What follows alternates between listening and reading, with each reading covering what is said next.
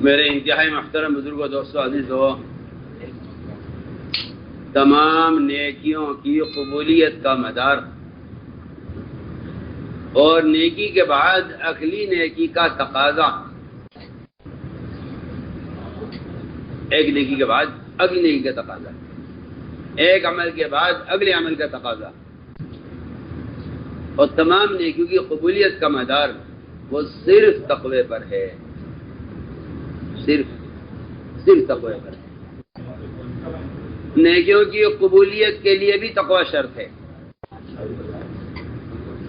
اور نیکیوں کی توفیق کے بڑھانے کے لیے بھی تقوی شرط ہے۔ نیکیوں کی قبولیت اور نیکیوں کی توفیق کے بڑھنے کا سبب بھی تقوی ہے، اس لیے کہ کسی عمل کی قبولیت کی علامت یہ ہے کہ آدمی کو اس نیک عمل کی رغبت میں اضافہ ہو۔ اگر آدمی ایک نیکی کر کے اس سے بے رغبت ہو جائے اور اس کے مقابلے میں اگلی نیکی کو، اگلے عمل پر رغبت کرنے لگے، تو رفتہ رفتہ اس کا دین خواہش کا دین ہو کر رہ جاتا ہے۔ کسی نیکی پر عمل کرتے کرتے اس نیکی سے آدمی کا بے رغبت ہو جانا، یہ اس بات کی علامت ہے کہ اس نے اس عمل کو بطور خواہش کے کیا ہے، بطور حکم کے نہیں کیا ہے۔ کسی آدمی کا کسی عمل سے، اس عمل کو کرتے اس عمل سے اکتا جانا، یہ علامت ہے اس بات کی کہ آپ اس عمل اس لیے اکتا گئے ہیں کہ آپ کا عمل ناقص ہے، یہ اللہ کے یہاں قابل قبول نہیں ہے۔ ریاکار اپنے عمل سے تھک جاتے ہیں، ریاکار اپنے عمل سے تھک جاتے ہیں اور ریاکار عمل سے اکتا جاتے ہیں۔ عمل میں ملل کیوں پیدا ہوتا ہے؟ عمل میں ملل کیوں پیدا ہوتا ہے؟ اس کی بنیادی وجہ یہ ہے کہ یا تو نیت میں فطور ہے یا عمل میں نقصان ہے، یا عمل ناقص ہے یا نیت میں فطور ہے۔ تو مجھے عرض کرنا ہے کہ نیکیوں کی قبولیت اور نیک اعمال کی توفیق اور اس کی رغبت کے بڑھنے کا جو اصل بنیادی سبب ہے وہ تقوی ہے۔ یہ اللہ نے صاف فرما دیا، انما یتقبل اللہ من المتقین، کہ اللہ تعالیٰ تو صرف ان کا عمل قبول کریں گے جو اپنے عمل میں ڈرتے ہیں۔ کسے ڈرتے ہیں؟ کسے ڈرتے ہیں عمل کرنے میں؟ عمل کرنے میں ڈرنے والوں کا عمل قبول ہوگا۔ کون ہیں ڈرنے والے؟ دو قسم کے لوگ ڈرنے والے ہیں۔ ایک تو وہ جن کا عمل اللہ کے یہاں قبول نہ کیا جائے، وہ اپنے عمل کے مردود ہونے سے ڈرتے ہیں۔ انسان تو انسان، آپ نے پوچھا ابو ذر تمہیں خبر ہے کہ سورج روزانہ سجدہ کہاں کرتا ہے؟ یہ سوال کیا حضور صلی اللہ علیہ وسلم نے ابو ذر غفاری، ابو ذر تمہیں خبر ہے سورج سجدہ کہاں کرتا ہے؟ عرض کیا اللہ اور رسول عالم کہ جی ہمیں کیا معلوم ہے، ہم تو مغرب کو جانتے ہیں کہ سورج مغرب میں غروب ہوتا ہے، ہم تو اس کا غروب مغرب میں سمجھتے ہیں۔ میں ابو ذر روزانہ سورج اللہ کے عرش کے نیچے جا کر سجدہ کرتا ہے،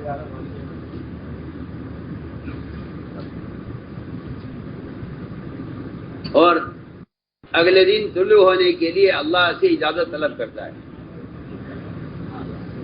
اور ہر روز سورج کو اپنے سجدے کے قبول کرانے کا فکر ہوتا ہے۔ عجیب روایت ہے۔ آخری سجدہ جو سورج کرے گا اللہ کو عرش کے نیچے، اس کا وہ آخری سجدہ قبول نہیں ہوگا، اور اس کو حکم ہو جائے گا کہ یہیں سے واپس ہو جاؤ، یہیں سے میں اس روایت کو دیکھ کے سوچ میں پڑ گیا. میں نے کہا یہ بھی سورج کا اس کی پوری زندگی روزانہ کے اس کے سجدے اور روزانہ اس کا طلوع مختلف جگہ سے ہوتا ہے اور اس کے طلوع ہونے میں ایک لمحے کا بھی فرق نہیں ہے اور اس کے منازل روزانہ بدلتے ہیں. اس کے منازل روزانہ بدلتے ہیں اور اس کا مطلع روزانہ بدلتا ہے. تو سوچنے کی بات ہے، سوچنے کی بات ہے. اس کا مطلع روزانہ بدلتا ہے. اس کے طلوع کی جگہ، اس کے طلوع کا وقت روزانہ بدلتا ہے.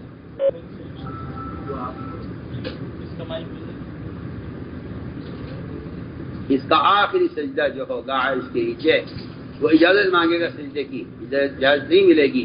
اللہ تعالیٰ فرمائیں گے کہ یہیں سے واپس ہو جاؤ. وہ اس کی اجازت مانگے گا طلوع ہونے کے لیے، وہیں جاؤ جہاں سے تم طلوع ہوتے ہو، آج وہاں جا کر غروب ہو. اور جہاں سے تمہارا مغرب میں غروب ہوتا ہے تمہارا مغرب سے طلوع ہوگا تو قیامت قائم ہو جائے گی. یہ اس کا آخری سجدہ ہوگا اللہ کو.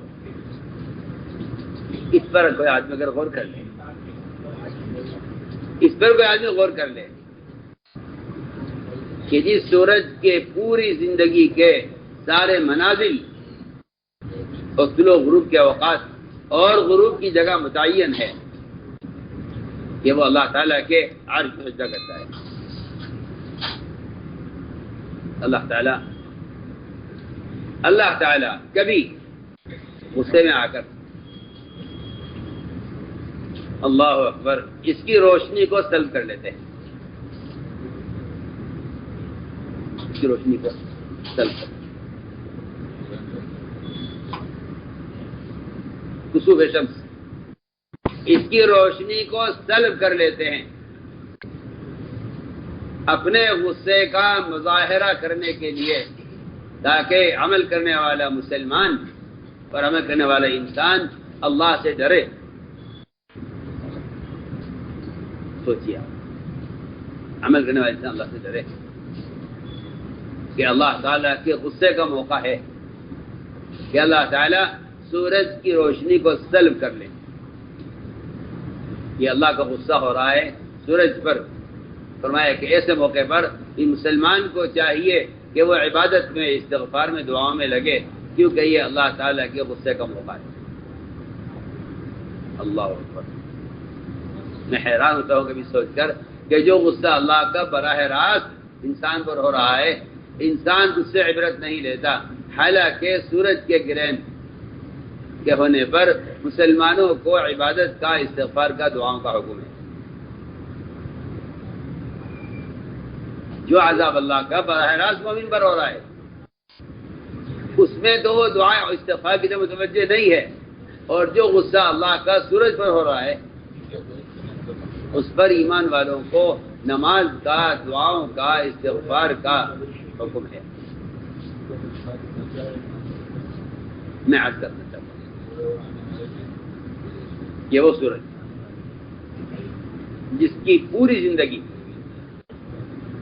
اللہ تعالیٰ کے حکم کے مطابق گزر رہی ہے. اس کا جو آخری سجدہ ہوگا، میں روایت سے عرض کر رہا ہوں، حدیث ہے، اس کا جو آخری سجدہ ہوگا وہ سجدہ اللہ کا قبول نہیں. سوچیے آپ.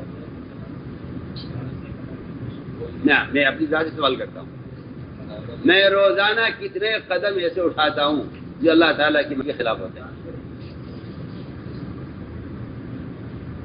اور مجھے پھر بھی اپنے عمل کی قبولیت کا دعویٰ ہے.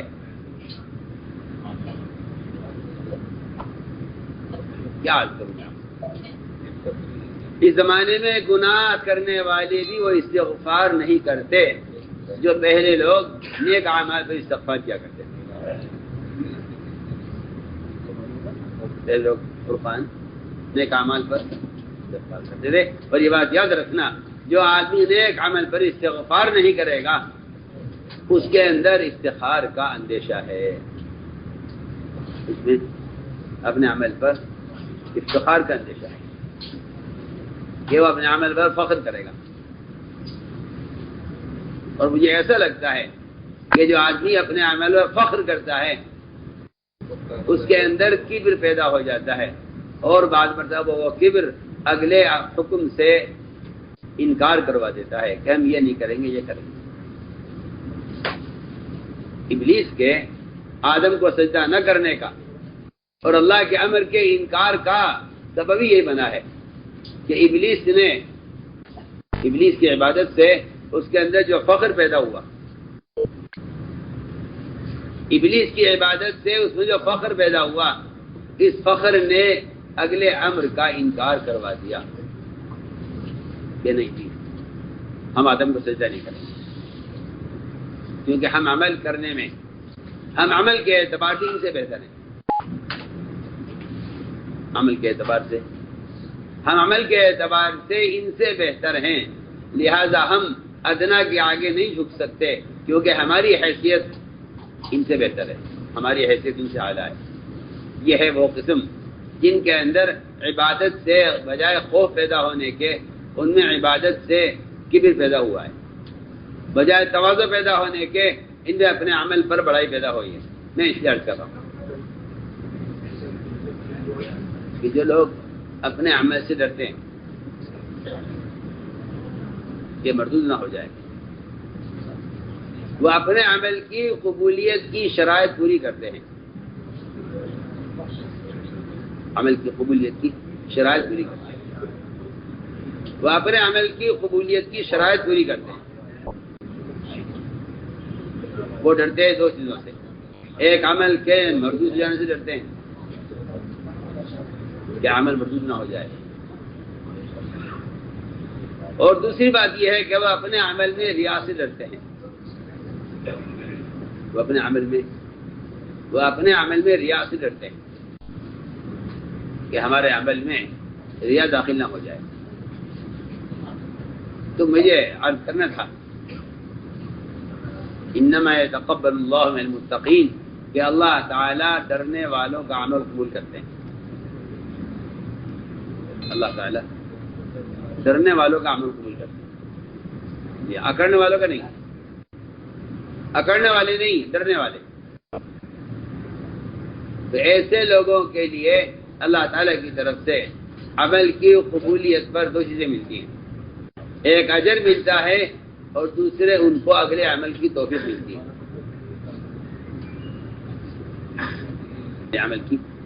اگلے عمل کی توفیق ملتی ہے. تو ساری نیکیوں کا مدار تقوی پر ہے، نیکیوں کا مدار تقوی پر ہے. اسی کو ایمان کہتے ہیں. تقوی ہی ایمان ہے، تقوی ہی ایمان ہے. اس لیے کہ ایمان ریا کی ضد ہے، ایمان ریا کی ضد ہے. ایمان ہی اخلاص ہے، ایمان ہی اخلاص ہے. فرمایا کہ سارے عمل کی بنیاد وہ تقوی پر ہے، عمل کی بنیاد تقوی پر ہے. التقوی ملاک الحسنات، ساری نیکیوں کا مدار تقوی پر ہے. اسی لیے اللہ تعالیٰ نے مومن کو اس کلمہ لا الہ الا اللہ کا حقدار اور اس کا اہل کہا ہے، کیونکہ یہ تقوی کا کلمہ ہے اور تقوی مومن کی شان ہے. تقوی مومن کی شان ہے، تقوی مومن کی شان ہے. تقوی مومن کی جو لوگ یہ سمجھتے ہیں کلمہ لا الہ الا اللہ اس کی محنت کا میدان اغیار ہیں، وہ غلط سمجھتے ہیں. کلمہ لا الہ الا اللہ اس کی محنت کا میدان خود مومن ہے، اس کی محنت کا میدان خود مومن ہے. آپ غور کریں گے،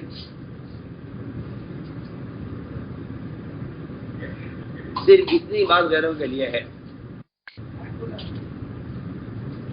قولوا لا الہ الا اللہ تفلحوا. لیکن اس کلمہ لا الہ الا اللہ کا اخلاص اور اس کے کمال تک پہنچنے کا حکم مومن کے لیے ہے، کیونکہ اس کے عمل کی قبولیت کا مدار بھی تقوی پر ہے اور عمل کی توفیق کے بڑھنے کا مدار بھی تقوی پر ہے. آپ غور کریں. پہلا سوال ہے کہ آخر تقویٰ کسے کہتے ہیں؟ آخر تقویٰ کسے کہتے ہیں؟ تقویٰ کسے کہتے ہیں؟ تقویٰ کہتے ہیں تقویٰ کہتے ہیں صرف تنہائی میں صرف اللہ سے ڈرنے کو. جن کے تقوی میں مخلوق شامل ہو جائے، جن کے تقوی مخلوق شامل ہو جائے اس کو تقویٰ نہیں کہا جاتا. استاد کے ڈر سے، پیر صاحب کے ڈر سے، پولیس کے ڈر سے، حکومت کے ڈر سے، لوگوں کی ملامت کے ڈر سے. آپ سوچیے، آپ کتنی شکلیں مسلمانوں کے دلوں میں خوف کی وہ ہیں جس کا ایمان سے خدا کی قسم کوئی تعلق نہیں. ایک گناہ کے کرنے میں مسلمان کے دل میں تقوی کی اتنی شکلیں ہیں، خوف کی اتنی شکلیں ہیں جس کا ایمان سے قطعاً کوئی تعلق نہیں. گناہ کرنے میں مخلوق سے ملامت کا خوف، گناہ کرنے میں پیر صاحب کا خوف، گناہ کرنے میں استاد کا خوف، گناہ کرنے میں ماں باپ کا خوف، گناہ کرنے میں کسی قانون کا یا پولیس کا خوف. اس سارے خوف کا ایمان سے، تقوی سے خدا کی قسم کوئی تعلق نہیں. کیوں؟ وجہ یہ ہے، یہ ڈرنے والی وہ ساری قسمیں ہیں جو ابھی عمل کی مکلف ہی نہیں ہوئی. یہ کسی بچے کے بارے میں کہہ سکتے ہیں کہ جو بچہ ابھی عمل کا مکلف نہیں ہے، اگر وہ کسی غلط کام کے کرنے میں اللہ کے غیر سے ڈرتا ہے تو یہ تو اس کی صفت ہے جو ابھی عمل کا مکلف نہیں ہے. میں بہت اہم بات آپ سے عرض کرتا ہوں، جو عمل کا مکلف ہو گیا ہے وہ گناہ کے کرنے میں اگر مخلوق سے ڈرتا ہے تو اس کا یہ خوف ایمان کے خلاف ہے. سن رہے میں کیا کہہ رہا؟ جو شخص عمل کا مکلف ہو گیا، بچہ بالغ ہو گیا،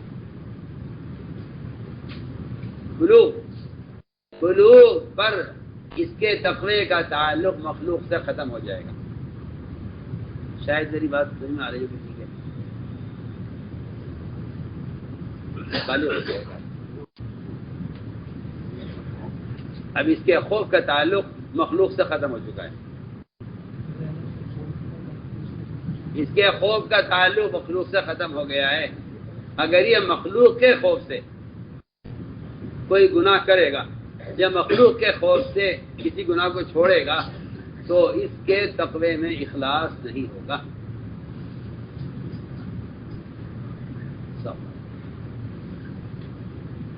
سب بات ایسے کوئی شک نہیں ہے، اس میں کوئی شک نہیں ہے. اگر کوئی بالغ آدمی جس کا بچہ ختم ہو چکا ہے اور وہ اللہ کی طرف سے نماز روزے کا مکلف ہو گیا ہے، سنیے بہت دھیان سے بات. اگر یہ کوئی گناہ کسی گناہ سے اس لیے بچتا ہے کہ اسے پیر صاحب کا یا استاد کا یا اپنے شیخ کا یا اپنے امیر کا یا اپنے ماں باپ کا خوف ہے اس گناہ کرنے میں، تو یہ بات بالکل پکی بات ہے کہ اس تقوی کے اندر کوئی اخلاص نہیں. اس لیے کہ جس طرح میں کیا آپ سے بات کروں، جس طرح عبادت میں اللہ کے غیر کی رضا کی شرکت شرک ہے. آپ سمجھنے میں کیا کہہ رہا ہوں؟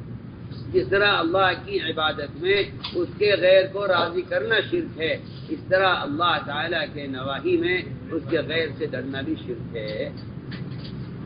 ایسی بات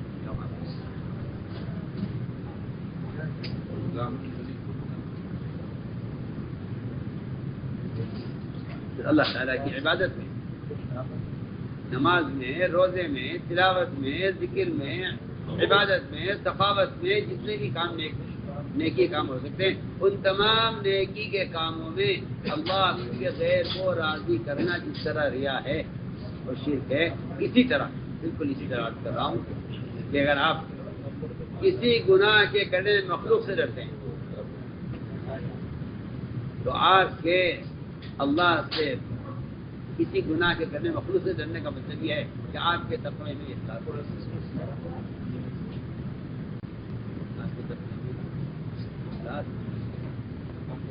اخلاص کا مطلب یہ نہیں ہے کہ آپ صرف نیکی اللہ کے لیے کریں. اخلاص، خدا کی قسم، یہ بھی اخلاص کا برابر کا درجہ ہے کہ آپ کسی گناہ کے کرنے میں صرف حاجت سے ڈریں، تب تو آپ مخلص کہلائیں گے، تب تو آپ مخلص کہلائیں گے. اگر آپ کسی گناہ کے کرنے میں مخلوق سے ڈرتے ہیں، یہ خطاب الباز کی علامت ہے کہ آپ کی اس تقوی میں اخلاص نہیں ہے. اس لیے کہ اخلاص دونوں چیزوں میں چاہیے، اللہ کی فرما برداری میں اللہ کی رضا کا جذبہ، اور اس کی نافرمانی میں اس کی ذات کا خوف. آدھی بات، اس کی نافرمانی میں اس کی ذات کا خوف. میں دونوں باتیں عرض کر رہا ہوں. اسے میں کہنا چاہتا تھا کہ تقوی کسے کہتے ہیں؟ تقوی کسے کہتے ہیں؟ تقوی کسے کہتے ہیں؟ تقوی کہتے ہیں اللہ سے گناہ کے دوران ایسی تنہائی میں اللہ سے ڈرنا جہاں کوئی ٹوکنے والا، دیکھنے والا، روکنے والا کوئی نہ ہو. کوئی آپ کو گناہ کرنے میں کوئی دقت، کوئی رکاوٹ نہیں ہے، اگر وہاں آپ اللہ کو یاد کر لیں. اس لیے اللہ کی یاد کا کمال، اللہ کی یاد کا کمال نہ نماز میں ہے، نہ ذکر میں ہے، نہ تلاوت میں ہے.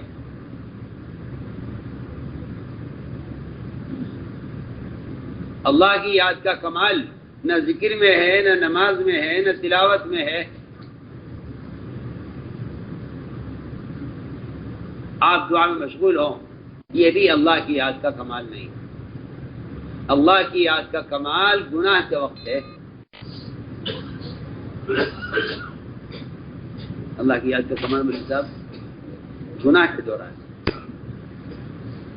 اگر آپ کو گناہ کے دوران اللہ یاد آ جاتے ہیں تو آپ ذاکر کہلائیں گے، اور اگر آپ کو گناہ کو اللہ یاد نہیں آتے تو آپ غافل کہلائیں گے، چاہے آپ کے معمولات، آپ کی تسبیحات اور آپ کے یہ عبادات کتنی بھی ہوا کریں.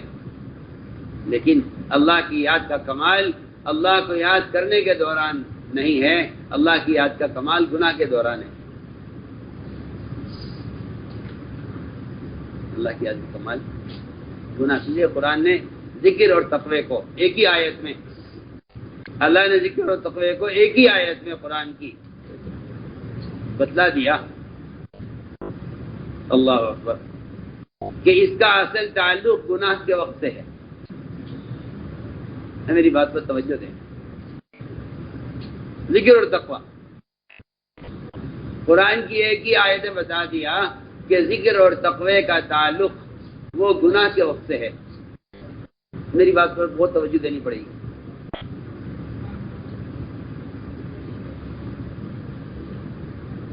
آپ رو رو کر تلاوت کریں قرآن کی، اور قرآن میں آیتوں میں اللہ کے خوف سے رو پڑیں.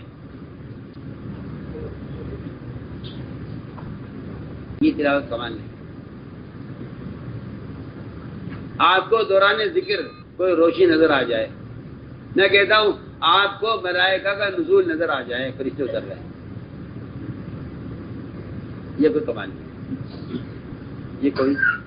یہ کوئی کمال نہیں ہے، کیونکہ بندہ اللہ تعالیٰ کے اتنا قریب ہو جاتا ہے عمل کے وقت، اتنا قریب ہو جاتا ہے کہ نماز تو مومن کی معراج ہے. تم اللہ کے اتنا قریب ہو، اب بھی اگر تمہیں اللہ کا دھیان نہ آوے تو کیوں نہ آوے؟ یہ تو کوئی کمال نہیں ہے. یہ تو کوئی کمال نہیں ہے. یہ تو کوئی کمال نہیں. کمال تو یہ ہے کہ آپ کو گناہ کے دوران اللہ یاد آئے یا نہیں آئے. قرآن نے ذکر اور تقوی کو جو بیان کیا ہے وہ گناہ کے وقت گناہ کے وقت کے اعتبار سے بیان کیا ہے. کمال یہ ہے آپ کے ذکر اور تقوی کا. ذکر اور تقوی یعنی ذکر کا مطلب ہے کہ اللہ کا دھیان، اور تقوی کا مطلب ہے کہ اللہ کا خوف. قرآن یہ کہتا ہے کہ اس کا کمال گناہ کے وقت ہے. اس کا کمال اللہ اکبر. قرآن یہ کہتا ہے اس کا کمال گناہ کے وقت ہے. ان الذین اتقوا، قرآن یہ کہہ رہا ہے بے شک تقوی والے لوگ صرف وہی ہیں. جب ان کو شیاطین گناہوں کی طرف لاتے ہیں، تقوی والے وہ لوگ ہیں کہ جب شیاطین کو گناہ کی طرف لاتے ہیں تو انہیں گناہ کے وقت اللہ یاد آ جاتے ہیں.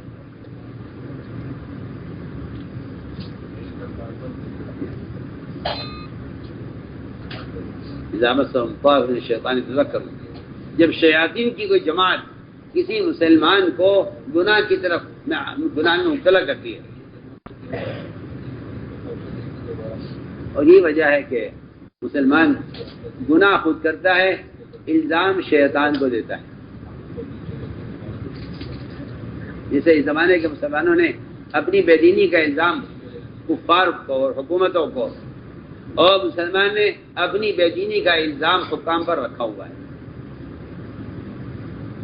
جی ہاں، کفار قیامت میں یہ کہیں گے، میں آپ کو ایک بڑی عجیب مثال دیتا ہوں.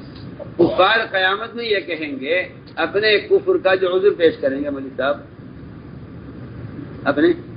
اپنے کفر کا عذر پیش کریں گے کفار قیامت میں. وہ یہ کہیں گے ان بتوں نے ہمیں گمراہ کیا ہے. جی ان بتوں نے ہمیں، میری بات شاید آپ کو سمجھ آ جائے، میں بہت بنیادی بات کر رہا ہوں. کفار اپنی گمراہی کا الزام بتوں کو دیں گے. یہ زمانے کا مسلمان اپنی بے دینی کا الزام کفار کو دے رہا ہے. میری بات کا صرف بہت توجہ کی ضرورت ہے. سب سمجھے میری بات کو، مجھے اس کی کوئی پرواہ نہیں ہے.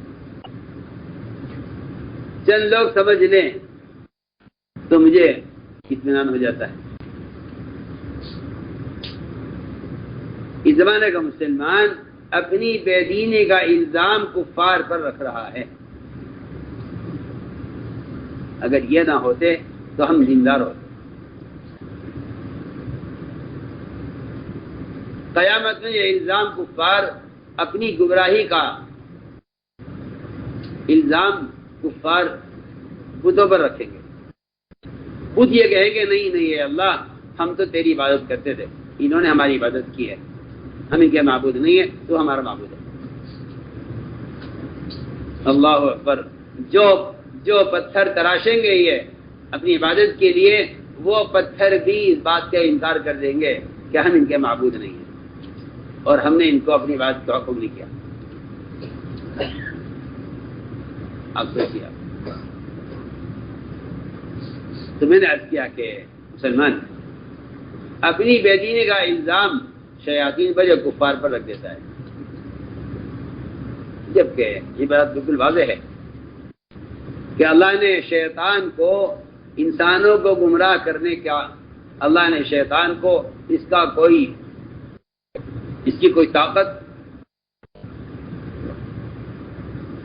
یا اس کا کوئی اختیار نہیں دیا. بالکل ہرگز نہیں. شیطان کو کوئی اختیار نہیں ہے کہ وہ اسی گمراہ کرتے، کوئی اختیار نہیں. شیطان کا ایمان والے پر کوئی تسلط نہیں ہے. شیطان کا ایمان والوں پر کوئی تسلط نہیں ہے. انما سلطانہ علی الذین یتولونہ. قرآن یہ کہتا ہے کہ شیطان کا تسلط اس کے اپنے دوستوں پر ہے. ایمان والوں پر شیطان کا کوئی تسلط نہیں.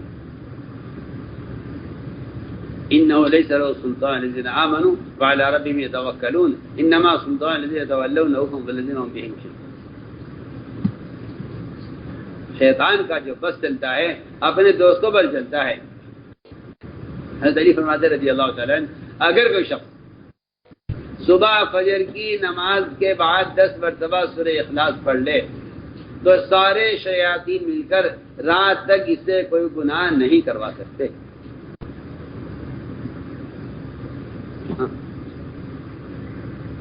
جو شخص اپنی ذات سے گناہوں کا اتنا عادی ہو جاتا ہے، اس کا نفس اس کا شیطان بن جاتا ہے.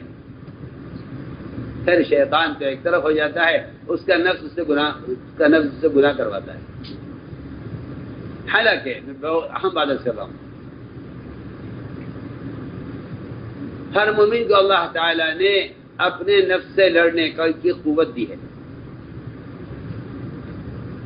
ہر شخص کو اللہ نے اپنے نفس سے لڑنے کی قوت ہر ایک کو دی. یہ ناممکن بات ہے کہ کسی کا نفس اس پر غالب آ جائے، ناممکن بات ہے. ہر انسان، ہر مومن کو اللہ نے اپنے نفس سے لڑنے کی طاقت دی ہے. ہاں، من جاہد فإنما یجاہد لنفسہ، کہ سب سے بڑا جہاد اور سب سے بڑا مقابلہ ہر مسلمان کا نفس سے ہے. اگر اس سے مقابلے میں کامیاب ہو جائے تو پھر شیاطین اس کو گمراہ نہیں کر سکتے. یہ پکی ٹھکی بات ہے. اب میں نے عرض کیا کہ تقویٰ کیا ہے. یہ تقویٰ کہتے ہیں اللہ تعالیٰ سے تنہائی میں ڈرنے، جہاں کوئی دیکھنے والا، کوئی ٹوکنے والا نہیں. اس لیے میں نے عرض کیا تھا کہ آدمی اس بات سے مطمئن ہو جاتا ہے کہ میری نماز ایسی ہے، میرا ذکر ایسا ہے، میری تلاوت ایسی ہے. سوال اس بات کا ہے کہ ان سارے معمولات کا آپ کی تنہائی پر کیا اثر پڑا. سوال اس بات کا ہے کہ آپ کے پاس ان سارے معمولات سے گناہ سے مقابلے کی کتنی قوت پیدا ہوئی. اسی لیے میں نے عرض کیا تھا کہ آپ ذکر کے ماحول میں ذکر کر لیں، نماز کے ماحول میں نماز پڑھ لیں. اس میں آپ کے تقوی اور ایمان اور تعلق مع اللہ کا کوئی اندازہ نہیں ہوگا. میں آپ کی ایک مثال دیتا ہوں، بہت اچھی. جو لوگ اپنے دل کا چیک اپ کراتے ہیں نا مشینوں پر، ان کو مشین پر دوڑایا جاتا ہے.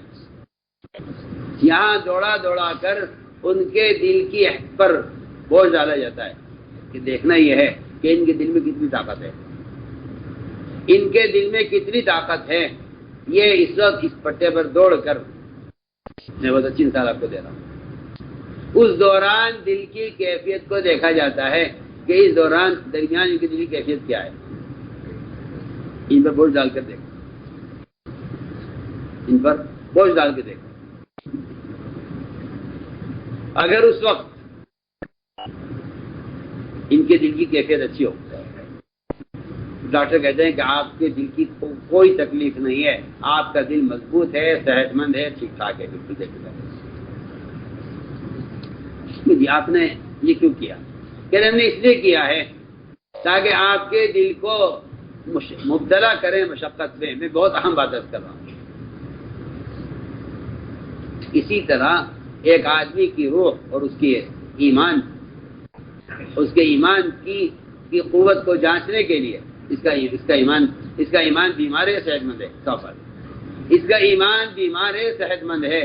اس کو جانچنے کے لیے اس کو گناہ کا موقع دیا جائے گا کہ دیکھنا یہ ہے کہ یہ اس گناہ کے دوران اللہ تعالیٰ کو اتنا یاد رکھتے ہیں یا نہیں، جتنا یہ اللہ کو یاد ذکر میں، تلاوت میں، تہجد میں، نماز میں اللہ کو یاد رکھتے ہیں. آیا اتنا قرب ان کو اللہ کا گناہ کے وقت ہے یا نہیں؟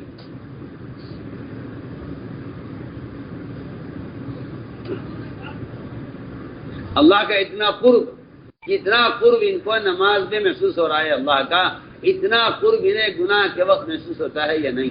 صاف بات ہے. اگر ان کو گناہ کے دوران اللہ یاد آ جائے تو میں کہتا ہوں کہ اقیم الصلاۃ لذکری، اس آیت کا مطلب ہی یہی بنتا ہے کہ نماز 24 گھنٹے اللہ کی یاد کو باقی رکھنے کے لیے ہے۔ اگر نماز کے علاوہ کے اوقات میں اللہ آپ کو یاد نہیں آتے گناہ کے وقت، اگر آپ کو گناہ جو اللہ یاد نہیں آتے تو آپ سمجھ لیجئے کہ آپ کی نماز ناقص ہے۔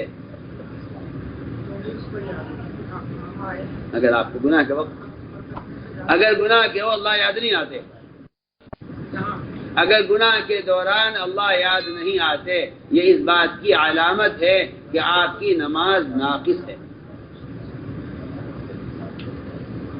دیکھیں، نماز میں اللہ کا دھیان آنا نماز کا کمال نہیں ہے۔ تو نماز میں تو اللہ کا دھیان ہونا ہی چاہیے، اس کے بغیر کیا نماز ہے؟ سوچیے، آپ کی ڈاکٹر سے وقت لے لیں، کسی وکیل سے وقت لے لیں، اور آپ بیٹھ کر اس وکیل یا ڈاکٹر سے اپنا مقدمہ یا اپنی بیماری کا تذکرہ کریں، تو بتائیے کیا آپ وکیل سے ڈاکٹر سے غافل ہو سکتے ہیں؟ سوچیں، میں کتنی آسان مثال دے رہا ہوں۔ آپ کسی وکیل کسی ڈاکٹر سے وقت لے لیں اور آپ اس کے ساتھ بیٹھیں اور آپ یہ کہیں کہ مجھے تو پتہ نہیں وکیل نے کیا کہا، مجھے پتہ نہیں ڈاکٹر نے کیا کہا ہے۔ نہیں، آپ تو پورے متوجہ ہوں گے، وکیل کی طرف بھی ڈاکٹر کی طرف بھی۔ میں کہتا ہوں کہ آپ نے اللہ سے وقت لیا ہے نماز میں ملاقات کا۔ اگر نماز میں آپ کا دھیان اللہ تعالیٰ کی طرف ہے اور اللہ آپ کے دھیان میں ہے تو یہ تو کوئی کمال کی بات نہیں ہے، کیونکہ آپ نے اللہ سے نماز کے لیے وقت لیا ہے۔ سوچیے، آپ نماز میں اللہ کا دھیان پیدا ہو جانے کو اپنے تقوی کا کمال سمجھ رہے ہیں اور ذکر کا کمال سمجھ رہے ہیں، حالانکہ ذکر کا کمال ذکر میں نماز میں اللہ کا دھیان آنا نہیں ہے، گناہ کے وقت اللہ کا یاد آنا یہ آپ کے ذکر و نماز کا کمال ہے۔ یہ آپ کے ذکر و نماز کا کمال ہے کہ آپ کو اللہ گناہ کے وقت یاد آ جائے۔ اسی کو قرآن نے بیان کیا ہے کہ ایمان والے تو وہی لوگ ہیں، تقوی والے تو وہی لوگ ہیں کہ جب شیاطین گناہ کی طرف جاتے ہیں تو ان کو اللہ یاد آ جاتے ہیں۔ تو میں نے عرض کیا کہ تقوی اصل اللہ سے تنہائی میں ڈرنے کا نام ہے۔ تقوی اللہ سے تنہائی میں ڈرنے کا نام، تقوی اللہ سے تنہائی میں ڈرنے کا نام ہے۔ اگر کوئی شخص کوئی گناہ کر رہا ہے، اچانک پردہ ہل جائے یا دروازہ کھل جائے، یا میں کہتا ہوں پردہ بھی نہیں دروازہ بھی بند ہے، اگر آپ کے برتنوں میں کوئی چوہا آ جائے اور برتن ہل جائے اس سے، اور آپ کے دل میں اتنا سا خیال آ جائے کہ شاید کوئی آ گیا ہے، بس ابن عباس فرماتے ہیں یہ کسی مخلوق کے آنے کا خیال اس زنا سے بڑا گناہ ہے جو وہ کر رہا تھا۔ سوچیے آپ، سب گناہ کرنا اس میں کوئی شک نہیں ہے کہ گناہ بہت بڑا گناہ ہے، زنا بڑا گناہ ہے، لیکن آپ اللہ کی غیر سے ڈریں گناہ کرنے میں۔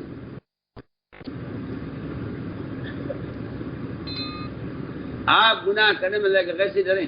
سوچیے آپ، جو چور مخلوق کے مال کو چرا رہا ہے وہ چوری کرنے میں مالک سے ڈرتا ہے، چیز کے مالک سے ڈرتا ہے۔ جو آدمی اللہ کے احکام میں خیانت کر رہا ہے اس کو مخلوق سے ڈرنے کا کیا مطلب ہے؟ سوچیے،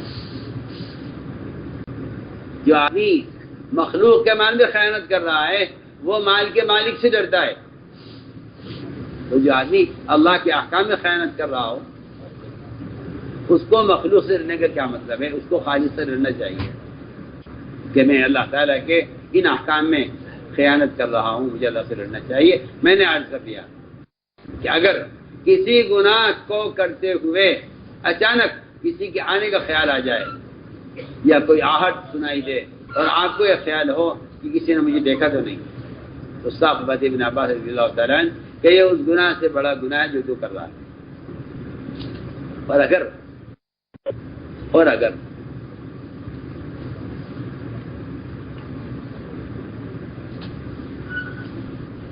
آدمی کسی گناہ کا ارادہ کر لے، آدمی کسی گناہ کا ارادہ کر لے، آدمی کسی گناہ کے کرنے کا ارادہ کر لے اور اس کے لیے کوشش کرے، کیونکہ اللہ تعالیٰ کا عجیب و غریب نظام ہے، وہ اپنے بندے کو گناہ سے بچانے کی کوشش کرتے ہیں۔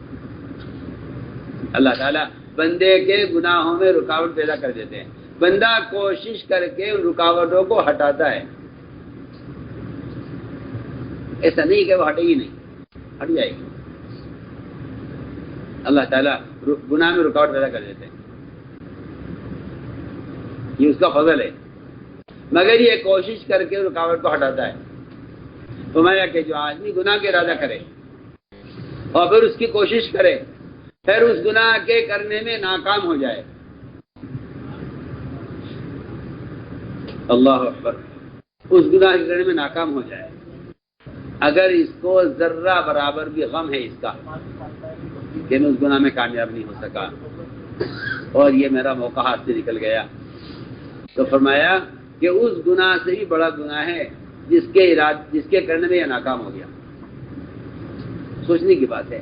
گناہ نہیں ہو سکا، گناہ نہیں کیا، کوشش کی ہے. اس کوشش کے بعد اگر غم ہے، گناہ کے نہ کرنے کا غم ہے، تو فرمایا کہ اس کو اس سے بڑا گناہ مل گیا ہے جس گناہ کا اس نے ارادہ کیا تھا. اگر اس نے کسی گناہ کے کرنے کا ارادہ کیا اور کوشش نہیں کی اور اس کو چھوڑ دیا تو اللہ تعالیٰ اس کا کوئی گناہ نہیں لکھتے. اور اگر اس نے کسی نیک عمل کا ارادہ کیا اور اسے نہیں کر سکا تو اللہ تعالیٰ اس کا ایک اجر لکھ لیتے ہیں. اللہ اس کا ایک اجر لکھ لیتے ہیں. تو میں نے عرض کیا کہ اصل تقوی کا تعلق وہ تو تنہائی سے ہے، وہ تو تنہائی سے ہے. تقوی صرف اللہ سے ڈرنا ہے. تقوی صرف اللہ سے ڈرنے کو کہتے ہیں. بعض مرتبہ آدمی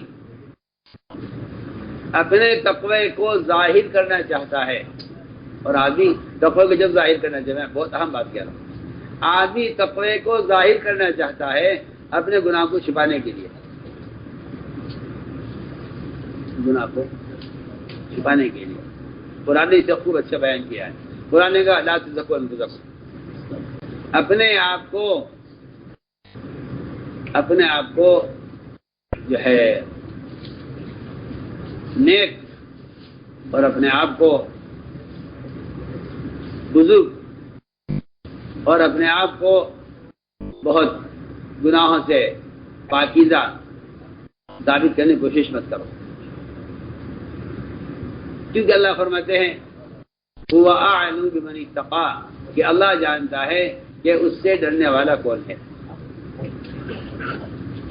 اللہ متقی کو زیادہ جانتے ہیں. لا تزکوا انفسکم، تم ایسی کوئی بات بھی نہ کرو اور ایسا کوئی کام بھی نہ کرو. میں بہت اہم بات کہہ رہا ہوں. تم ایسی کوئی بات مت کرو اور ایسا کوئی کام مت کرو جس سے تم اپنے تقوی کو ثابت کرنا چاہتے ہو. سنو غور سے، میں اس کی دو مثالیں دیتا ہوں، دو مثالیں پیش کرتا ہوں. آدمی بعض مرتبہ اپنے گناہ پر پردہ ڈالنے کے لیے اپنے تقوی کو ظاہر کرتا ہے. ایک صاحب کو راستے میں ایک کھجور پڑی ہوئی ملی، ایک کھجور. انہوں نے اس کھجور کو اٹھایا اور اعلان کیا لوگوں میں، بھائی یہ کھجور کس کی ہے، بھائی یہ کھجور کس کی ہے، یہاں تاکہ لوگ سنیں اور وہ یہ کہیں کہ آدمی کتنا متقی ہے کہ ایک کھجور بھی اسے اس کے مالک تک پہنچانا چاہتا ہے. ارے کوئی اور ہوتا ہے اس کے علاوہ تو کھا بھی لیتا ہے اس کھجور کو. یہ دیکھو کتنا متقی آدمی ہے کہ یہ اپنی اس ایک کھجور کو جو پڑی ہوئی ملی ہے، اس کھجور کو اس کے مالک تک پہنچانا چاہتا ہے. یا اسے کہتے ہیں اپنا تقوی ظاہر کرنا، یہ بتانے کے لیے کہ میں اتنا متقی آدمی ہوں تاکہ لوگ مجھے متقی سمجھیں، اس سے میرے گناہ چھپے رہیں. سنیے تو صحیح. آپ پیچھے حضرت عمر آ رہے تھے، حضرت عمر نے ایک گرنا مارا اسے اور فرمایا اچھا تو لوگوں کو بتانے کے لیے کہ تو کتنا متقی ہے اس کھجور کا اعلان کر رہا ہے، جا یہ کھجور تو کھا لے. مقصد یہ تھا کہ اس کھجور کے کھا لینے میں کوئی حرج نہیں تھا اور اس کھجور کو اس کے مالک تک پہنچانا کی کوئی ضرورت نہیں ہے. فرمایا کہ اچھا لوگوں کو بتانے کے لیے میں کتنا متقی ہوں. عراق کے لوگوں نے آ کر عبداللہ بن عمر سے سوال کیا. عراق کے لوگوں نے آ کر عبداللہ بن عمر سے سوال کیا کہ جی ہمیں ایک مسئلہ پوچھنے کے لیے آئے ہیں. ہم نے حج کیا ہے، عراق سے آئے ہیں. ہم نے حج کیا ہے اور حج میں ہم سے غلطی ہو گئی ہے، کیونکہ ہم نے سنا تھا کہ احرام کی حالت میں شکار نہیں کر سکتے، کوئی جانور نہیں مار سکتے. ہم آپ سے مسئلہ معلوم کرنے کے لیے آئے ہیں کہ ہم نے احرام کی حالت میں مچھر مار دیا ہے. میں تم سے بہت مزے کی بات کر رہا ہوں. ہم نے احرام کی حالت میں ایک مچھر مار دیا ہے. ہمارے احرام کا کیا ہوگا، ہمارے حج کا کیا ہوگا؟ ہم چاہتے ہیں ہمارا عمل اللہ کے یہاں قبول ہو جائے. آپ ذرا ہمیں مسئلہ بتائیے، احرام کی حالت میں مچھر کے مرنے کا کی کیا جزا ہمارے ذمہ میں ہوگی؟ ہمیں کیا کرنا پڑے گا تاکہ ہمارا حج کامل مکمل ہو؟ عبداللہ نے فرمایا اچھا، اپنے تقویٰ بھگاڑنے کے لیے اور اپنے آپ کو متقی ثابت کرنے کے لیے سوال کر رہے ہو. عبداللہ نے فرمایا کہ تم نے نبی کے نواسے کو قتل کر دیا، اس پہ تو تم نے آ کر مسئلہ معلوم نہیں کیا. ایک مچھر کا خون تم سے بہہ گیا تو تم مسئلہ معلوم کرنے کے لیے آئے. یہ بتانے کے لیے میں نے عرض کیا کہ آدمی اپنے تقوی کو ظاہر کرتا ہے.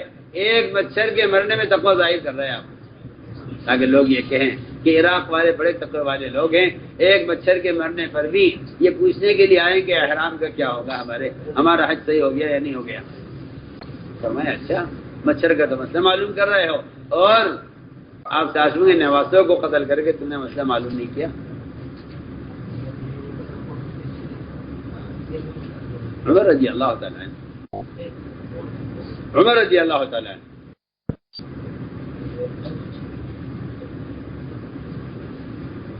احرام باندھے ہوئے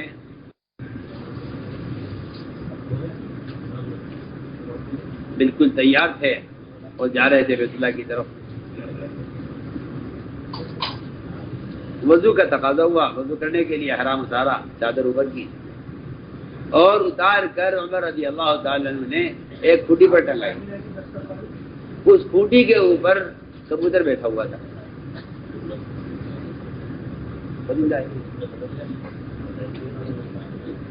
حضرت عمر نے جب احرام کی چادر کھوٹی پہ ٹنگائی، کبوتر وہاں سے اڑا.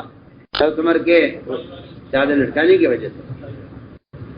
حضرت عمر کا مقصد تو کبوتر کو اڑانا نہیں تھا، چادر رکھی تھی وہاں.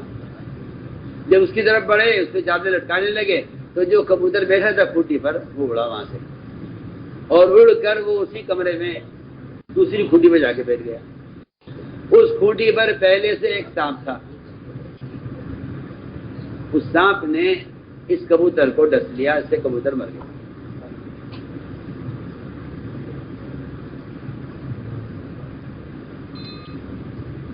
عمر رضی اللہ تعالیٰ نے سارے صحابہ کو، فقہا کو جمع کر لیا.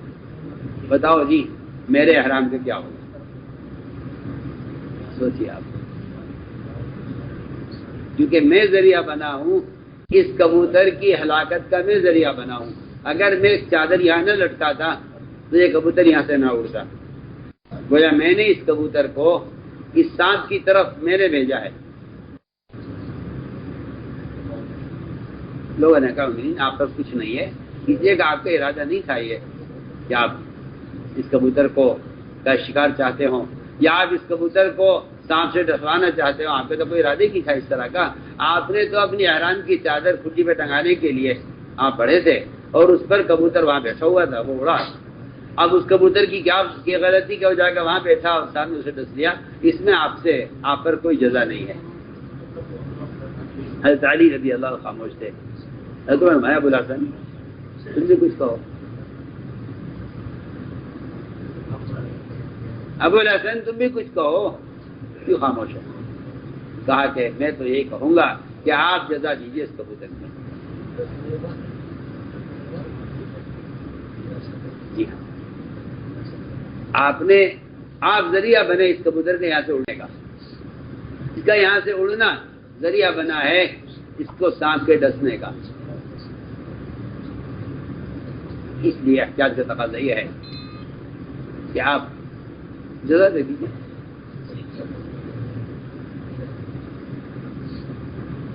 اس لیے یہ بات بالکل اٹل ہے. جو لوگ ایسے موقع پر، اللہ اکبر، جو لوگ ایسے موقع پر گنجائشیں تلاش کرتے ہیں، جی ہاں، ان کی دینی سطح گھٹتی رہتی ہے. جی ہاں، آج یہ کریں گے، کل یہ کریں گے، آج یہ کریں گے، کل یہ کریں گے، ان کی دینی سطح گھٹتی رہتی ہے.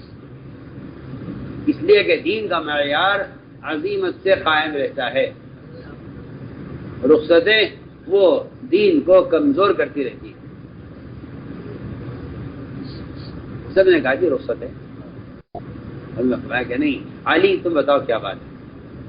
علی فرمایا رضی اللہ تعالیٰ عنہ، میں کہ میرا خیال تو یہ ہے کہ آپ اس کبوتر کی جزا دیجیے، کیونکہ اس کبوتر کے مرنے کا جو سبب بنے ہیں وہ آپ سبب بنے ہیں. آپ نے اس کو یہاں سے اڑایا ہے، اور یہاں سے اس کا اڑنا یہ سانپ کے ڈسنے کا سبب بنا ہے. تو میں نے عرض کیا کہ یہ تقوی والے لوگ ایسے ہوتے ہیں. تو میرے دوستو عزیزو، میں ساری بات کا خلاصہ یہ ہے کہ اپنے عمل کو، اپنی کوشش کو اللہ کے یہاں قبول کروانے کے لیے سب سے بنیادی صفت تقوی ہے. بنیادی صفت تقوی ہے. تقوی اللہ سے تنہائی میں ڈرنے کو کہتے ہیں. اس پر اللہ کی طرف سے 5 وعدے ہیں. اللہ کی طرف سے 5 وعدے تقوی پر ہیں. اللہ کی طرف سے 5 وعدے تقوی پر ہیں. پہلا وعدہ یہ ہے، لیکن ایک بات ذہن میں رہے سب کے، کہ فرمایا کہ تقوی صبر کے ساتھ ہے. تقوی صبر کے ساتھ ہے. تقوی صبر کے ساتھ ہے. قرآن میں جہاں بھی آپ دیکھیں گے صبر اور تقوی دونوں ساتھ ملیں گے. انہم یتقون ویصبر وان تصبروا وتتقوا، جہاں بھی آپ دیکھیں گے صبر اور تقوی دونوں ساتھ ملیں گے. یا ایھا الذین آمنوا اصبروا وصابروا ورابطوا واتقوا اللہ، آگے پیچھے تقوی اور صبر قرآن میں جہاں پڑھو گے ساتھ ساتھ ملیں گے دونوں. وجہ کیا ہے؟ وجہ یہ ہے کہ جو لوگ صبر کرتے ہیں تقوی کے بغیر وہ بھی ناکام، اور جو لوگ تقوی اختیار کرتے ہیں صبر کے بغیر وہ بھی ناکام. جو تقوی کے بغیر صبر کرتے ہیں، اللہ مجھے معاف کرے، وہ تو ہماری قسم ہے. وہ تو ہماری قسم ہے جو تقوی کے بغیر صبر کرتے ہیں. حکومت کے مظالم، مقدمات، بیماریاں، مختلف طرح کی پریشانیاں اور ذلتیں، یہ وہ قسم ہے جو اللہ کے احکام کو توڑتی ہے. اللہ کے احکام کے ٹوٹنے پر جب خواہش کے نشے ٹوٹتے ہیں، اللہ کے احکام کے ٹوٹنے پر جب بیماریاں اور مصیبتیں آتی ہیں، تو لوگ کہتے ہیں صبر کرو صبر کرو. کہ میں صاحب کہتا ہوں کہ اس صبر پر کبھی کوئی کامیابی ہونے والی نہیں ہے، کیونکہ یہ صبر تقوی کے بغیر ہے. یہ صبر تقوی کے بغیر ہے. جو لوگ مصائب پر صبر کرتے ہیں تقوی کے بغیر، وہ کسی اچھے دنوں کی امید نہ کریں. لوگ کہتے ہیں انتظار کرو حالات بدلیں گے. لوگ کہتے ہیں صبر کا پھل میٹھا ہوتا ہے. میں کہتا ہوں گناہوں کے ساتھ صبر کا پھل کڑوا ہوتا ہے. گناہوں کے ساتھ صبر کا پھل کڑوا ہوتا ہے. لوگ کہتے ہیں صبر کا پھل میٹھا ہوتا ہے کہ نہیں؟ صبر کا پھل میٹھا ہوتا ہے بشرط یہ کہ صبر تقوی کے ساتھ. جو لوگ گناہ کرتے ہیں، ان گناہوں پر حالات آتے ہیں، ایسے لوگوں کو امید نہیں کرنی چاہیے حالات کے بدلنے کی، بالکل نہیں. اس لیے کہ جو حالات گناہوں کی وجہ سے آتے ہیں وہ صبر کرنے سے درست نہیں ہوتے. جو حالات پکی بات ہے، جو حالات گناہوں کی وجہ سے آتے ہیں وہ صبر کرنے سے اگر ساری دنیا کے چور اور ڈاکو پولیس والوں کی پٹائی پر جیلوں میں صبر کریں، ان کے صبر کرنے سے ان پر ان کی کوئی کامیابی یا ان کو غلبہ حاصل ہو جائے یا اللہ تعالیٰ پولیس والوں کو عذاب ڈال دے، نہیں ہو سکتا. میں تو صاف سے بات کرتا ہوں، اگر مسلمان اللہ کے فرائض کو ضائع کر کے کافروں کے لیے بد دعا کرے تو بد دعا قبول نہیں ہوگی، بد دعا قبول نہیں ہوگی۔ بد دعا کی قبولیت کے لیے مظلوم ہونا شرط ہے، بد دعا کی قبولیت کے لیے مظلوم ہونا شرط ہے، اور جو آدمی احکام توڑ رہا ہے وہ اللہ کے یہاں ظالم ہے، مظلوم نہیں ہے۔ صاف بات ہے بالکل۔ اس لیے آپ غور کریں گے کہ قرآن میں صبر کے ساتھ تقوی کو جوڑا گیا ہے۔ یوسف علیہ السلام کا سارا قصہ صبر اور تقوی پر ہے، بھائیوں کی اذیت پر صبر کر لیا اور زلیخا کی حرکت پر تقوی اختیار کیا۔ اللہ نے اس صبر پر بھائیوں کو تو محتاج کر کے تابع کر دیا، اور زلیخا کے ساتھ تقوی اختیار کرنے پر اللہ نے زلیخا کو ماتحت کر دیا۔ یہ صبر و تقوی سارا قصہ یوسف علیہ السلام کا آخر میں آ کر اس آیت پر ختم ہو رہا ہے۔ انہ من یتق ویصبر، کہ جو آدمی مخلوق کی اذیت پر صبر کر لے تقوی کے ساتھ تو اللہ تعالیٰ ایسے لوگوں کے لیے نکلنے کا راستہ بنا دیتے ہیں۔ تو میں نے عرض کیا کہ صبر اور تقوی یہ دو چیزیں ہیں اصل جن کو جمع کرنا ہے۔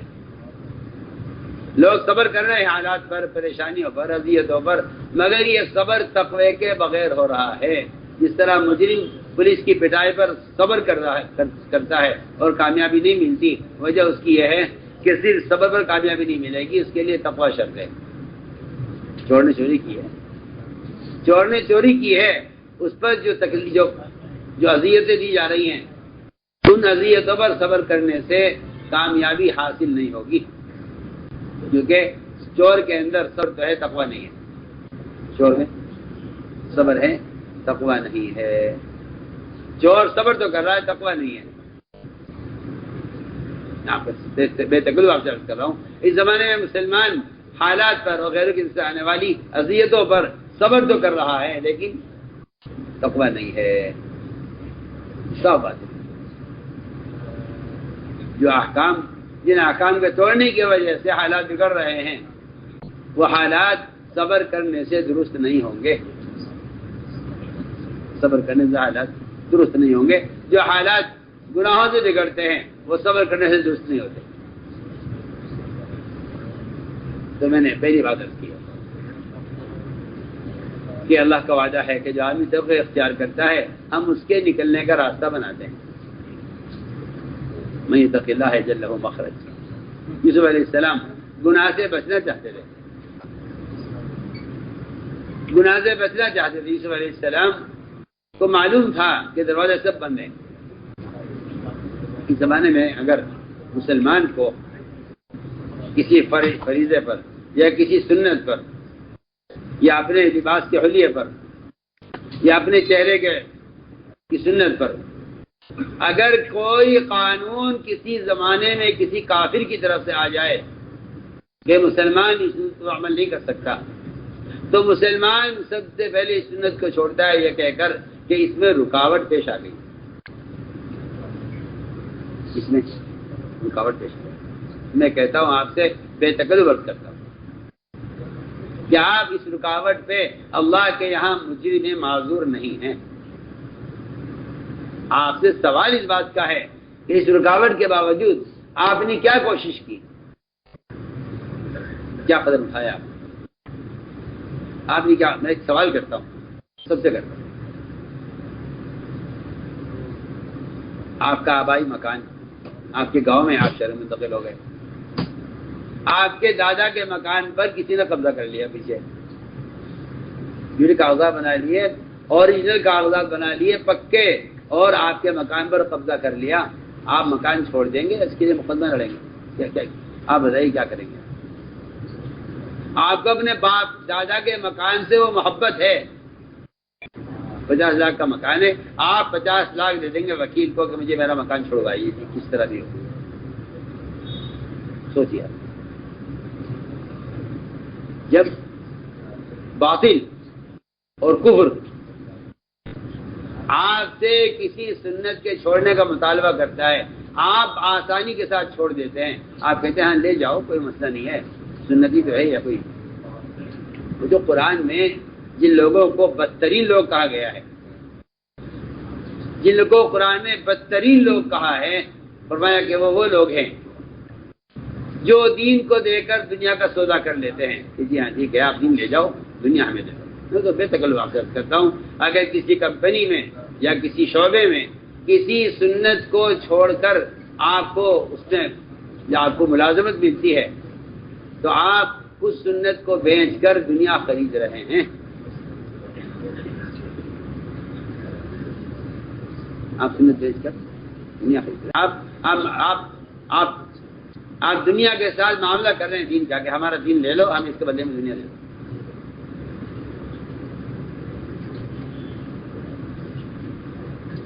قرآن جگہ جگہ اس سے سختی کے ساتھ ولا تشترو ولا تشترو ولا تشترو بآیاتی ولا تشترو بآیاتی ثمنا قلیلا، قرآن نے جگہ جگہ بیان کیا کہ دیکھو کبھی بھی ایسا مت کرنا، بڑی سے بڑی دنیا کی کوئی چیز ہو اس کو کسی سنت کے بدلے میں بھی اس دنیا سے معاملہ مت کرنا.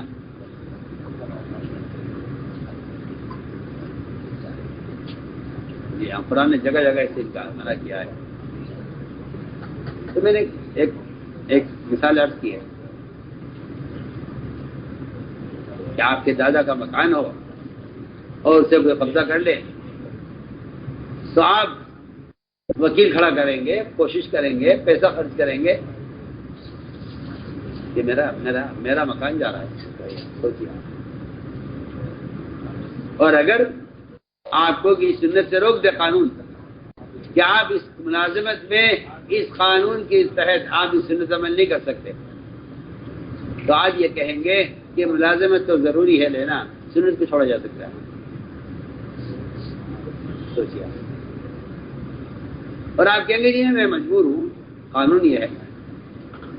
مجھے تعجب لوگوں پر ہے جو اللہ کے قانون کو کافر پیش نہیں کرتے، کافر کے قانون کو اللہ کے سامنے پیش کر رہے ہیں. کوئی ہوگا ایسا جو رعایا کے آدمی کے قانون کو بادشاہ کے سامنے پیش کرے کہ یہ قانون ان کا یہ ہے؟ بتائیے، آپ سوچیے. آپ حالانکہ بادشاہ کا قانون رعایا پر پیش کرنا چاہیے تھا. یہ اتنی الٹی کھوپڑی کے لوگ ہیں، یہ رعایا کے قانون کو بادشاہ کے سامنے پیش کر رہے. ہو سکتا ہے کسی ملک کے وزیر، کسی ملک کے بادشاہ کے سامنے آپ رعایا کا قانون پیش کریں بادشاہ کے سامنے؟ ہو سکتا ہے؟ پھر آپ کو شرم نہیں آتی کہ آپ اللہ کے بنائے ہوئے قانون کے خلاف مخلوق کے قانون کو اللہ پر پیش کر رہے ہیں، بلکہ کافر کے قانون کو اللہ کے سامنے پیش کرتے ہیں، بجائے اس کے کہ آپ اللہ کے قانون کو مخلوق کے سامنے پیش کرتے کہ میرا اللہ کا یہ قانون ہے، ہم ایسا نہیں کر سکتے، ہمیں اس کے خلاف نہیں کرتے.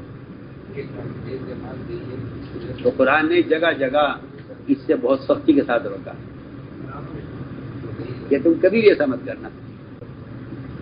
نہیں، میں سے بے تکلف کہتا ہوں، اگر کسی شخص کو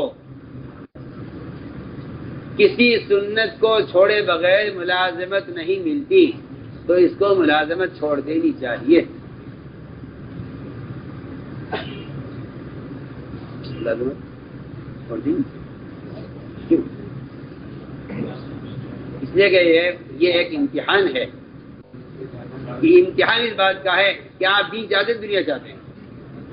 میں تو ایک بات آپ سے کہہ رہا ہوں، یہاں اللہ نے آپ کا امتحان لیا ہے کہ آپ دین چاہتے ہیں، دنیا چاہتے ہیں. اگر آپ دین چاہتے ہیں تو آپ ملازمت کو چھوڑ دیں گے جس میں دین جا رہا ہے، اور اگر آپ دنیا چاہتے ہیں تو پھر اللہ تعالیٰ آپ کو دنیا بھر کے دیں گے اور آخرت آپ کو کوئی حصہ نہیں ہوگا، کیونکہ آپ نے اس سنت میں دنیا کو ترجیح دی ہے دین پر. اسی کو اللہ نے قرآن میں صاف کہہ دیا ہے کہ جو آدمی دنیا چاہیں گے ہم ان کو دنیا میں دے کر نمٹائیں گے، آخرت میں کوئی حصہ نہیں ہوگا. آپ کا خیال یہ ہے کہ یہ آیت تو لوگوں کے لیے ہے جو پورے دین کو چھوڑ دیں. میں عجیب بات کہہ رہا ہوں، آپ کو کسی جاہل نے ایسا پڑھایا کہ یہ آیت تو لوگوں کے لیے ہے جو پورے دین کو چھوڑ دیں اور جو کفر اختیار کر کے اسلام سے مرتد ہو جائیں. یہ تو آیت ان لوگوں کے لیے ہے. حالانکہ آپ صحابہ کے اقوال پڑھیں گے تو آپ کو ایک ایک سنت کے بارے میں یہ آپ کو صحابہ کے اخبار ملیں گے. میں بے تکلف آپ سے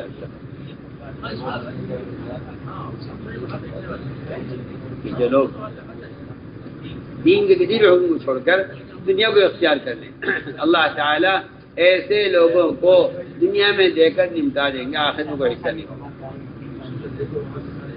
تو میں نے عرض کیا کہ یہ اللہ کا وعدہ ہے کہ جو آدمی رکاوٹوں میں قدم اٹھا لیتا ہے، یہ جو رکاوٹ اللہ نے پیدا اسی لیے کی ہے، وہ تمہارے اقدام کو دیکھنا چاہتا ہے کہ تم اس کے لیے کیا قدم اٹھاتے ہو، کیا کوشش کرتے ہو۔ بس اللہ تعالیٰ کے یہاں صرف کوشش کی قدر ہے، صرف کوشش کی قدر ہے، اللہ کے یہاں کوشش کی قدر ہے، اللہ کے یہاں کوشش کی قدر ہے کہ میرے بندے نے کیا کوشش کی۔ جو لوگ کوشش نہیں کرتے اللہ کے یہاں ان کا کوئی مقام نہیں، کوئی درجہ نہیں۔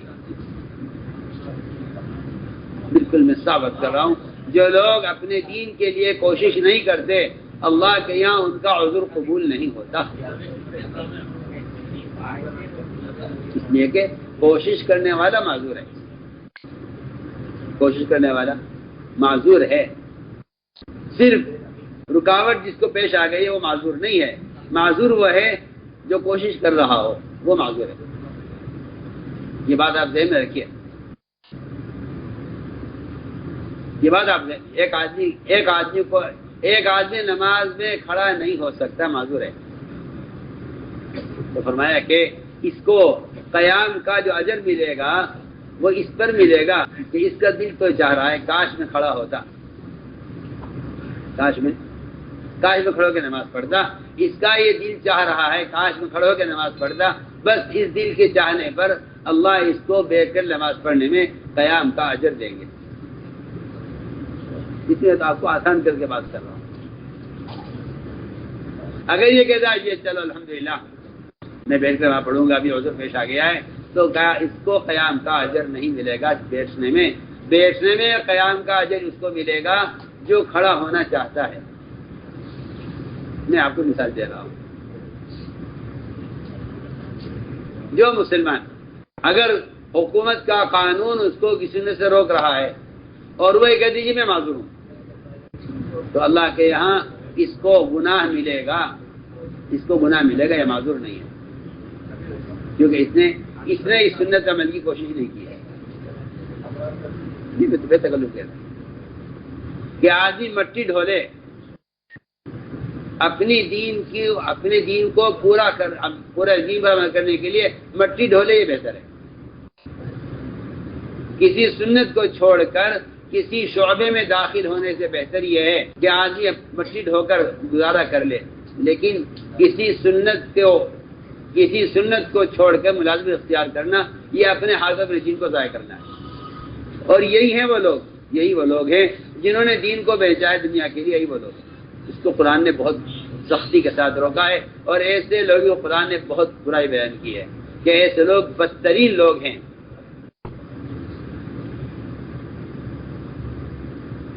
دنیا کو آخرت پر ترجیح دینا وہ یہی ہے۔ یہ نہیں بات نہیں ہے کہ انہیں آخرت کا یقین نہیں ہے، انہیں جنت کا دوزخ کا سب کہیں کا یقین ہے، مگر انہوں نے دنیا کو ترجیح دی ہے آخرت پر۔ یہ وہ ہیں جو دنیا کو ترجیح دیتے ہیں دین پر، دنیا کو ترجیح دیتے ہیں دین پر۔ یہ وہ لوگ ہیں جنہوں نے آخرت پر دنیا کو ترجیح دی ہے، لیکن دین کا تعلق آخرت سے، دنیا کا تعلق دنیا سے، سیدھی بات ہے۔ فرمایا ہمارا وعدہ ہے اگر تم بچ کر بھاگنا چاہو، اگر تم قدم اٹھاؤ دروازے ہم کھولیں گے۔ یوسف علیہ السلام جس دروازے پر جاتے تھے اس کا تالا، اس کی کنڈی ان کے پہنچنے سے پہلے کھل جاتی تھی۔ حیرت تھی کہ یہ باہر کسی نے گئے۔ جی ہاں، وغلقت الابواب، اس نے دروازے پہ تالے لگائے تھے، کوئی اور بھی نہ کھول سکے، یا خود بھی نہ کھول سکے۔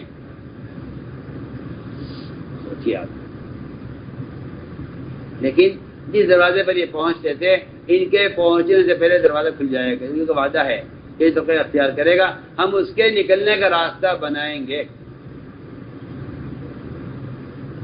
میں نے عرض کیا پہلا وعدہ یہ ہے من یتق اللہ یجعل لہ مخرج.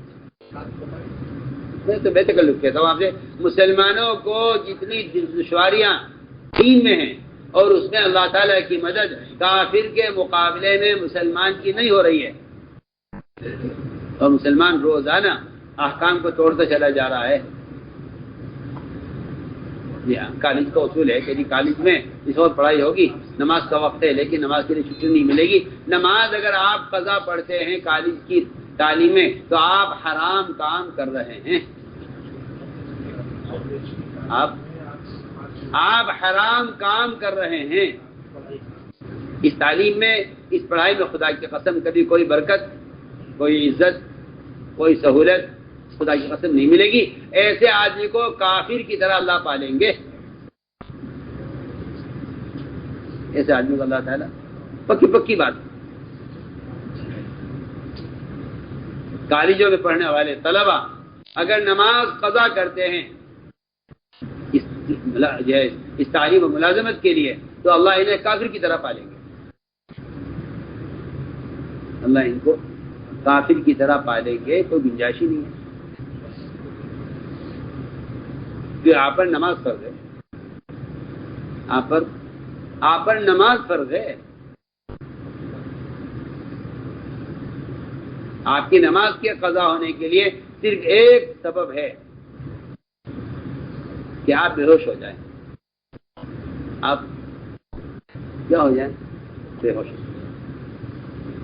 آپ بے ہوش ہو گئے. آپ اگر بے ہوش ہیں تو آپ پر نماز فرض نہیں ہے، اس کی آپ قضا کر لیں گے. سنیے آپ، ورنہ صاف ہے بالکل روایت کہ جو آدمی عصر کی نماز جان بوجھ کر قضا کر دے اس کی زندگی کے پچھلے سارے اعمال برباد ہو جاتے ہیں. عصر کی نماز جان بوجھ کر اگر قضا کر دے زندگی کے سارے اعمال، ذکر، تلاوت، تہجد، عبادت، حج، عمرے سب برباد ہو جاتے ہیں پچھلے، کیونکہ تم نے جان بوجھ کر عصر قضا کی. تین احادیث کا علماء نے انتخاب کیا ہے احادیث کے ذخیرے سے. تین احادیث کا علماء نے انتخاب کیا ہے احادیث کے ذخیرے سے. ایک اللہ کے حقوق میں سے لی ہے، ایک اس کے بندوں کے حقوق میں سے لی ہے، اور ایک امت کو ان حقوق پر لانے کی جو عملی محنت ہے. امت کو ان حقوق کے ادا کرنے پر لانے کی جو عملی محنت ہے، اللہ کے دین کی محنت، ایک اس سے روایت دی ہے. تین روایتوں کا انتخاب کیا علماء نے. حقوق اللہ میں سے تو یہ ہے کہ جو آدمی عصر کی نماز قضا کر دے جان بوجھ کر، اس کی پچھلی زندگی کا عمل برباد کر دیے جاتے ہیں.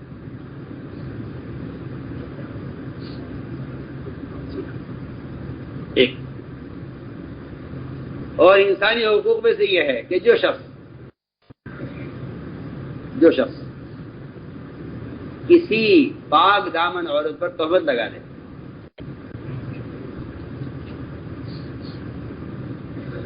میں نے اس روایت پہ غور کیا مولانا فرقان کہ یہ اس روایت میں عورت کا لفظ کیوں ہے، مرد کا لفظ کیوں نہیں ہے؟ ہاں کیوں ہے اس روایت میں عورت کا لفظ کیوں ہے، مرد کا کیوں نہیں ہے؟ ہاں یہ سوچنے کی بات ہے. اس روایت میں ہے کہ جو آدمی کسی پاک دامن عورت پر تہمت لگا دے تو عورت کا لفظ کیوں ہے؟ میں عرض کرتا ہوں، وہ عورت، وہ لڑکی جو گھر کے اندر چھپی ہوئی ہے، جس کے حال سے آپ بالکل واقف نہیں ہو سکتے، اگر اس پر تہمت لگانے پر پچھلے سارے اعمال کے برباد ہونے کی وعید ہے تو پھر جو مرد آپ کے سامنے ہے اس کا حال آپ پر کھلا ہوا ہے، تو اس پر تہمت لگانے پر کیا وعید ہوگی جب ایسی عورت جو گھر میں چھپی ہوئی ہے آپ اگر اس پر بھی تہمت لگا دیں تو آج پچھلے اعمال برباد ہو جاتے ہیں، جس کے حال سے آپ واقف نہیں ہو سکتے، اس پر تہمت لگانا ناممکن بات ہے۔ جب اس کے بارے میں یہ فرما دیا تو پھر میں کہتا ہوں کہ مرد، یہ تو آپ کے آمنے سامنے رہتے ہیں لوگ، آپ اگر اس پر تہمت لگا دیں تو پھر جن کے حال سے آپ واقف ہیں ان پر آپ جھوٹی تہمت لگائیں تو پھر کیا وعید ہوگی۔ اس لیے میں نے عرض کیا ہے کہ اس روایت کے اندر مرد کا ذکر نہیں ہے، عورت کا ذکر ہے، کیونکہ عورت پر تہمت لگانا یہ آسان نہیں ہے، اس لیے کہ عورت کے حال سے آپ واقف نہیں ہو سکتے۔ میں بہت یعنی ایک مثال آپ کو پیش کر رہا ہوں، روایت میں ہے،